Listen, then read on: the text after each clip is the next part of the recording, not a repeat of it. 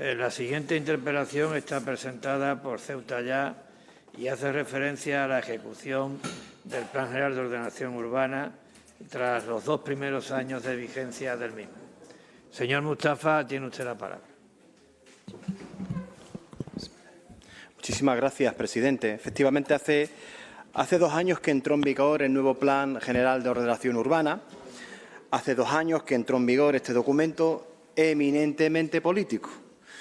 Puntualizo esto porque uno de los argumentos que aquí se expusieron en esta Asamblea para votar a favor de este bodrio era eso de que nos encontrábamos ante un documento de carácter técnico. Una barbaridad que de verdad clama al cielo que fuese dicha por representantes públicos a los y las que se les presupone unas nociones mínimas acerca de lo que es político y de lo que no es.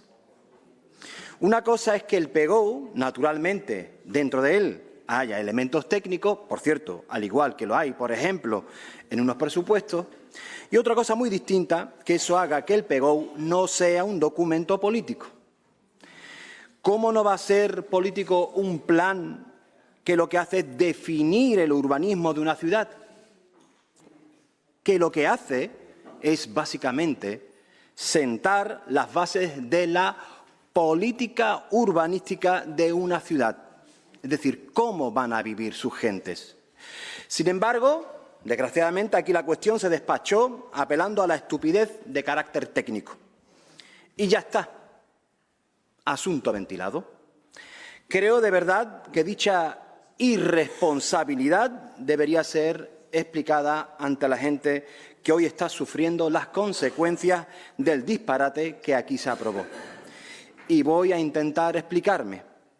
En el debate sobre el Plan General de Ordenación Urbana, abusando de su habitual verborrea estridente plagada de una grandilocuencia ridícula, el PP hablaba de hecho histórico que iba a suponer un cambio radical en Ceuta. En base al discurso de los portavoces del Partido Popular, cualquiera podría haber dicho que había llegado a Ceuta una especie de revolución urbanística que iba a generar miles de puestos de trabajo, miles de viviendas y una enorme expansión económica. En Ceuta Ya nos quedamos solos advirtiendo que se trataba de un documento desfasado, incoherente, que nacía muerto, que no resolvía ninguno de los grandes problemas urbanísticos que acosan a Ceuta y que tan solo servía realmente para legalizar un ramillete de pelotazos de empresarios afines a través de diferentes recalificaciones. 10 pelotazos en concreto. Un ejemplo de estos pelotazos es el denominado caso Patio Achuel. Me explico. Una parcela enorme en la que, con el PGOU antiguo en la mano, decía que solo se podría construir en esa parcela vivienda protegida, es decir, vivienda para las clases más humildes y a precios limitados, desapareció. Y se entiende, el empresario dueño de la parcela, para él, entendía que esto no era un buen negocio. Solución aplicada por la marca del Partido Popular. Aprobamos un nuevo PGOU en el que nos cargamos eso de la vivienda protegida. Ahora, gracias al nuevo PGOU, en el Patio Achuel ya no se construirá vivienda para la gente humilde a precios asequibles, sino viviendas caras, carísimas para gente con mucho dinero. Y esto, evidentemente, sí es un buen negocio para el empresario dueño de aquella parcela. Y esto lo han aprobado el PP junto a sus socios, estos que se dan golpes en el pecho por la vivienda, ¿eh? Nos hemos cargado una parcela donde iba destinada a construir viviendas de protección, protegidas. Ustedes, los del golpe de pecho por la vivienda. Hay más pelotazos, señoras y señores del Gobierno. Si quieren, en mi segunda intervención les enumero algunos de ellos. No tengo problema en hacerlo. El PP, obviamente, ganó la votación sobre el PGOU, sumando a sus votos aquellos procedentes del seguidismo más o menos bien retribuido que está caracterizando a esta legislatura. Ganó la votación porque, claro, era un documento técnico que había que aprobar sí o sí, ¿verdad? Que manda narices. Y digo que manda narices porque, al margen de que lo único que ha avanzado desde la aprobación del PGOU son los pelotazos a medida de los amigos del PP, y esto es grave, atienda, señora consejera, es muy posible que la broma nos cueste a los ciudadanos cerca de 60 millones de euros que debemos sacar de las arcas públicas, ¿verdad, señor Ramírez? Sí. Es lo que tiene a aprobar chapuzas deprisa y corriendo y pensando única y exclusivamente en satisfacer las avaricias de los colegas sin preocuparse por nada más.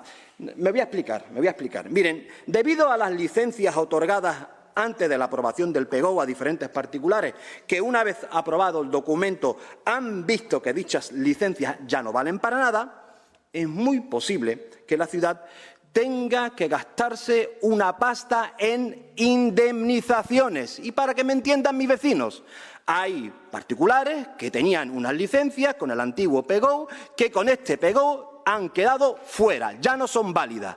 Todo aquello que pretendían hacer construir todos sus intereses serán reclamados por vía judicial a la ciudad. Pagaremos cerca de 60 millones con dinero de todos los y las ceutíes por una irresponsabilidad cometida aquí, de la cual ya le advertimos. Estas son las consecuencias de su documento técnico. Estas son las consecuencias de aprobarle al señor Vivas todo lo que les ponga sobre la mesa. Es desastre tras desastre. Veo que ya no se ríen. Más de 60 millones no es para reírse. Señor Martínez Peñalver, le tengo aprecio y le tengo que decir esto. Tiene usted, con perdón de la expresión, un buen marrón. Quitándole urbanismo al señor Ramírez y dándoselo a usted, señor Peñalver, el presidente efectivamente le ha cargado con un buen marrón. Las cosas son como son. Por cierto, quiero volver a recordar algo que ya recordé hace unos meses aquí, pero creo que hoy es muy conveniente volverlo a recordar. Sobre todo, por lo que he dicho anteriormente del carácter técnico y de los pelotazos. Seguro, señor Martínez Peñalver, que sabe a lo que me refiero. Abro comillas. Permítanme leer. Si pensamos que el PGOU va a ser la gran solución a los problemas de Ceuta, nos equivocamos.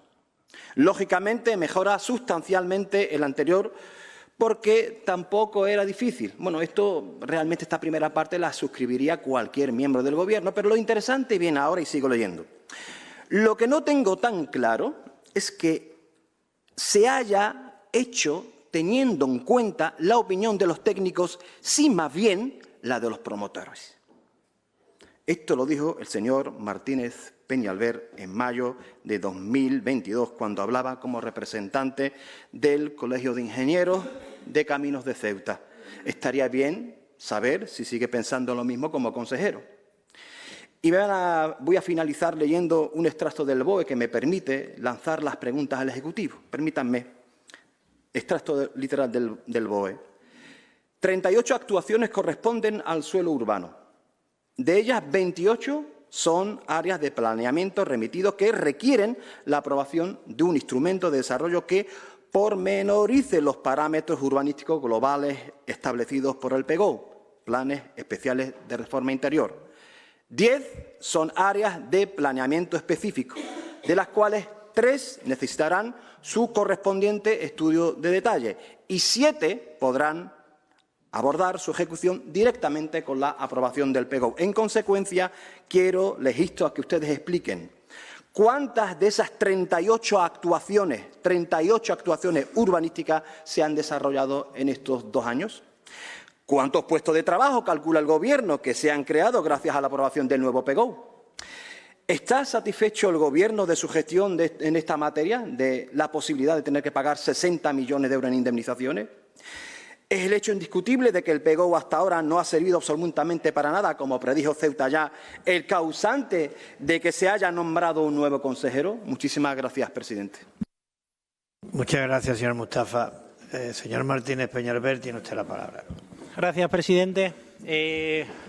Bueno, venía preparado más que nada a contestar a las preguntas. Ha hablado de otros temas que no venían en la interpelación. No sé si era su intención esconderlo y sacarlo a la luz aquí ahora, pero hablo sobre todo de las indemnizaciones de las que habla. No tengo información, no tengo información, pero no dude que me pondré a verlo y me pondré a ello para explicar o para entender o ver qué ocurre. Sobre mis declaraciones, bueno, en el poco tiempo que llevo en política he aprendido que se puede cambiar de opinión, ¿no? Eso lo hace hasta el presidente del Gobierno. Pero no es mi caso, no es mi caso. Lo primero que ha comentado, sigo diciéndolo, el plan general no es la panacea y, bueno, es una pieza más en la mejora de Ceuta, indispensable e imprescindible, pero lógicamente lo que venía a decir era, oye, no pensemos que tras la aprobación del plan se solucionan todos los problemas, no es así, ¿no? Y lo segundo era, bueno, como representante de los ingenieros de camino de la ciudad, mi obligación era velar por todos ellos y por su participación en la redacción del plan. Y venía básicamente porque no se me comunicó, no se me llamó, entonces gracias a esa declaración, gracias a esa entrevista, posteriormente el consejero de Fomento y yo tuvimos una reunión, ¿no?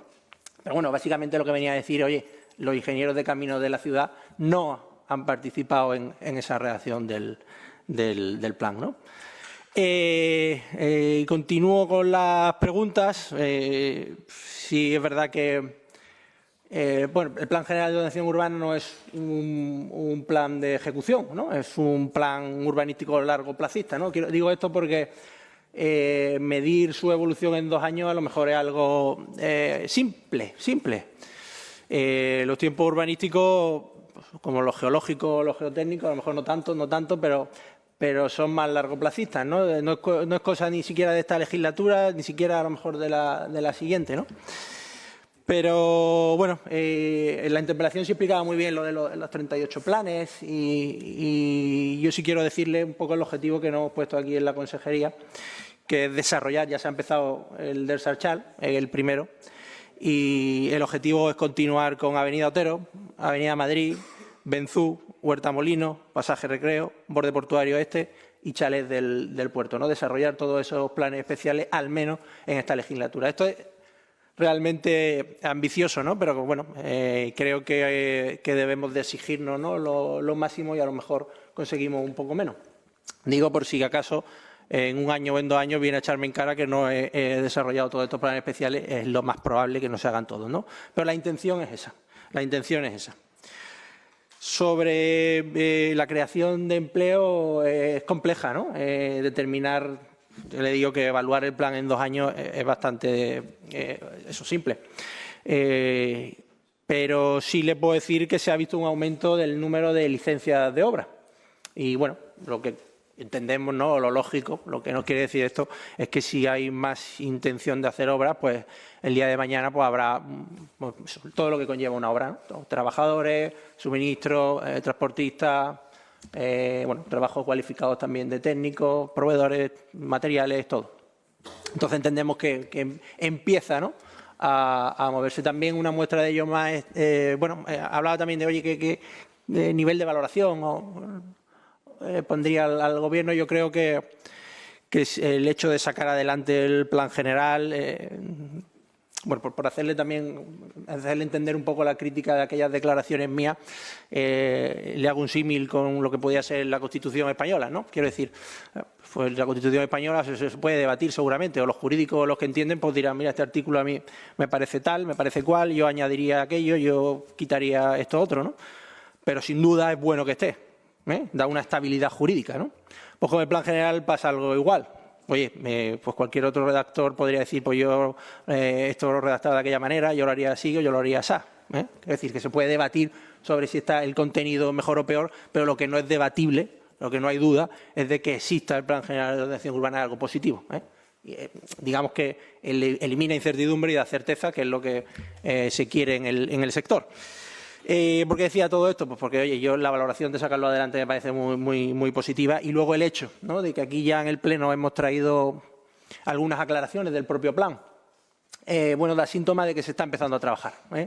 Yo auguro que traeremos más y cuanto más aclaraciones traigamos, ¿no?, al Pleno será síntoma de que empieza a trabajarse el plan y de que empieza a actuar esa rueda necesaria, ¿no?, para el sector. Muchas gracias, presidente. Muchas gracias, señor Martínez Peñalver. Señor Mustafa, tiene usted la palabra. Sí, muchísimas gracias, presidente. Señor consejero, dice usted que no tiene ninguna información sobre las indemnizaciones ni las reclamaciones vía judiciales que están haciendo los distintos particulares. Lo dicho, lo que le he citado anteriormente, creo que con esta respuesta queda acreditada. Le acaban de colocar a usted un magnífico marrón. Porque si usted no tiene información de lo que le llega vía judicial a la ciudad, mal asunto. Usted no es el encargado del almacén municipal. Usted es consejero y forma parte de este Gobierno. Lo dicho, un auténtico marrón, que no se lo deseo a nadie y menos a una persona a la que aprecio como usted. Decía usted que este PGO no es la panacea y estoy de acuerdo. Pero es que donde discrepamos profundamente es que este PGO, además de no ser la panacea, de estar anticuado, desfasado, porque su memoria económica con la cual se aprueba es del 2008. En el 2008 ha quedado acreditado con estos 2 años, que es, si lo podemos denominar de alguna manera, el PGO de los pelotazos. Pelotazo como el del patio Achuel, que le he indicado anteriormente, y pelotazo, por ejemplo, que acaba de disfrutar o va a acabar disfrutando la empresa Cepsa. Y para que me entiendan mis vecinos, ustedes, con ese PGO, han recalificado un terreno de uso industrial, que imaginemos que tenga valor 1, y lo han recalificado a uso comercial y residencial, pasando de valor 1 a valor 1000. Normalmente, cuando hay este tipo de recalificaciones, lo que hace cualquier ayuntamiento, cualquier administración que intenta defender los intereses públicos, es negociar un convenio urbanístico con la empresa, con el particular. Se le dice, usted va a sufrir o va a disfrutar de un incremento gracias a la recalificación y ese valor se tiene que repartir entre usted, la parte privada, y evidentemente a quien defiendo. Y ustedes, pues si se les ha olvidado, defiende al pueblo de Ceuta. Mediante ese convenio urbanístico se hace que se recalifica aquella zona, la parte privada se queda con una parte y los intereses públicos quedan salvaguardados pues con una cesión de terreno o con el compromiso de la construcción de un colegio, pistas deportivas o un nuevo ambulatorio, por ejemplo. Esto es lo que se hace en todos los municipios de nuestro país. De hecho, aquí, con el PGO del 92, existe ese convenio urbanístico y voy a ponerle el ejemplo. Ibarrola.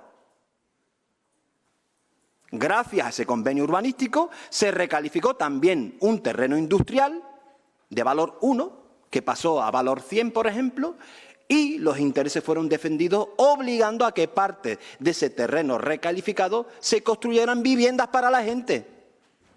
Ustedes con este pelotazo lo que han hecho es darle un terreno baldío, que era propiedad efectivamente de la empresa, pero que ahora vale una pasta tremenda. Y para que me entiendan mis vecinos, hablamos de cerca de 100.000 metros cuadrados que se va a quedar la empresa. Una empresa que ustedes decían que le recalificaban el terreno porque evidentemente prestaba un servicio esencial y que era parte de la idiosincrasia de Ceuta. ¿Saben qué es lo que va a pasar con Cepsa? Pues que se va. Se va y además de dejar a 23 familias tiradas, 23 familias despedidas, se va a llevar un pelotazo tremendo, gracias a ustedes y a quienes votaron aquí a favor de ese PGO. Y de educar, mejor ni hablar, y así podríamos seguir. Usted ha dicho que se van a poner en marcha, que su objetivo es poner en marcha esas actuaciones urbanísticas que le citaba durante mi intervención, 38 en concreto. Ha hablado usted de la del Sarchal como el inicio de ese objetivo que usted marcaba. Señor Martínez Peñalver, mire, si hacemos las cuentas, si ustedes han tardado 2 años en iniciar, Si ustedes han tardado 2 años en iniciar una actuación urbanística, que es la de Sarchal, estimo que para que ustedes, si no me fallan las cuentas y ustedes son buenos y hacen su trabajo, tardaremos cerca de 80 años en poder tener esas actuaciones urbanísticas completadas, no, iniciadas. Y no, señor consejero, usted no decía que en sus declaraciones que querían participar en la elaboración del plan, sino usted venía a decir algo que es honroso. Usted exigía pertinencia en ese PGO, en ese documento. Pertinencia. Pertinencia que hace aguas por todos los lados, señor consejero. Hace aguas por los documentos económicos que recoge que están desfasados, que son del 2008. Hace agua en cuanto que esa creación de puestos de trabajo es mentira. Hace aguas porque es un documento que recoge un ramillete de pelotazos. Hace aguas porque ese plan, en vez de posibilitar un acuerdo plenario votado aquí en esta Asamblea, que era el de la regularización de las viviendas de Príncipe Alfonso, Benzú y Recinto, quedase fuera. Y esto lo han votado todos ustedes y sus socios. Regularización fuera. Me quedan 30 segundos, presidente. Termino. Vale. Termino, sí, se lo prometo. Además de dejarlo fuera, ha sucedido algo que advertí, señor, y que termino con esto, consejero. Ha sucedido algo gravísimo. Nosotros dijimos que si ustedes dejaban fuera de ordenación urbana a zonas como Recinto, Benzú, El Príncipe, iban a sufrir automáticamente el descenso de la propiedad que tienen, de la pequeña propiedad, de la pequeña patria chica que tienen esas personas en su posesión, y eso es lo que ha pasado. Vecinos y vecinas de Benzú han recibido cartas del catastro comunicándole que efectivamente sus casas ya valían menos. Los han empobrecido y los han dejado fuera de cualquier garantía jurídica a la que usted se refería antes en su intervención. Muchísimas gracias, presidente.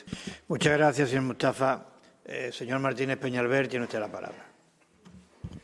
Muchas gracias. De verdad se me hace difícil contestar asuntos que no venían en la interpelación, básicamente porque no los traigo preparados, señor Mustafa. Yo le agradecería que en la próxima ocasión, pues, oye, lo que comente también el Pleno, si puede, pues lo adelante también en la interpelación, a fin de que podamos tener un debate seguro que mucho más enriquecedor para los dos y para los que nos están viendo, ¿no? Pero me centro en lo que sí puedo hablar, lo que sí sé, lo que sí conozco sobre que nazca desfasado, ¿no? El plan general es desgraciadamente algo común, es común. Y bueno, un poco por culpa también nuestra, ¿no? Nuestra en este caso no, hablo nuestra, digo, de los políticos, nosotros no, porque no tenemos capacidad legislativa, pero sí a nivel nacional, ¿no? Me refiero a que desde las leyes urbanísticas o de suelo desde 56, de 60, 70, cada ley que se ha ido modificando, lo que ha ido es aumentando burocracia, aumentando informes, aumentando leyes sectoriales, leyes autonómicas, ¿no? Y en lugar de ir agilizando cualquier trámite urbanístico, lo que ha ido es empeorándolo, ¿no? Casi es mejor pedir que, oye, por favor, que ni legislen, que no legislemos más, que estaros quietos y no añadáis más, ¿no? De hecho, le cuento una anécdota, se ha tirado algún plan hacia atrás por no tener informe de género, ni de memoria histórica, creo que era. O sea, para hacer un plan urbanístico, yo que soy una persona razonable y he tratado de que alguien me explicara cómo eso era posible, no he conseguido entenderlo, ¿no? O sea, se exige informe de género, informe de memoria histórica para poder desarrollar un plan. Esto conlleva que al final la media, ¿no?, para que salga un plan general adelante es de 7 años, ¿no?, en cualquier lugar de España. Pero bueno, digo esto que ya cualquier plan nace desfasado per se, ¿no? Y bueno, yo, verdad, me duele la nebulosa que usted planta sobre mi cabeza o sobre nuestras cabezas, sobre los pelotazos urbanísticos. No es así. O sea, nada más lejos de la realidad. Ya le digo que me encantaría tener más datos para poder contestarle, así lo haré próximamente. Pero que, vamos, entiendo que la idea de recalificar el terreno puramente por decisiones técnicas. Yo sí creo que el plan general es puramente un documento técnico y no político.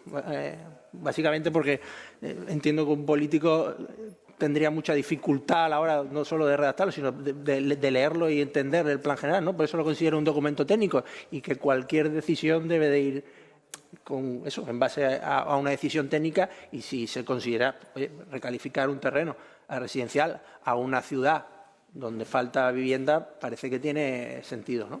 Pero bueno, ya le digo que me encantaría tener más datos para poder contestarle con mayor criterio, ¿no? Muchas gracias, señor presidente.